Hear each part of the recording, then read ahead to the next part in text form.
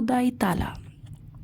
کہانی شروع کرنے سے پہلے میرے چینل لائف سٹوریز ود نایا الیف کو سبسکرائب کر دیں اور بیل آئیکن کو پریس کر دیں تاکہ آنے والی تمام کہانیوں کی نوٹیفیکیشنز بھی آپ کو مل سکیں۔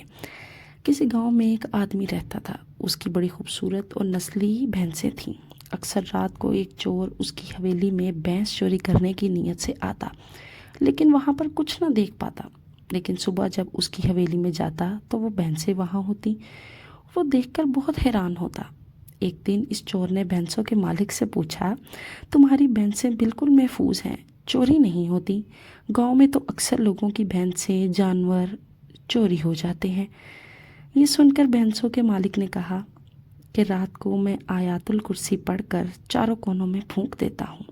اس طرح اگر اپنے مال و اسباب پر آیت الکرسی پڑھ کر پھونک دیں تو کوئی بھی قیمتی چیز کبھی بھی چوری نہ ہوگی، لیکن یہ شرط ہے کہ یہ کام پورے یقین کے ساتھ کیا جائے، کیونکہ جب تک ہمیں کامل یقین نہیں ہوگا ہم کیسے اس بات پر ایمان لائیں گے۔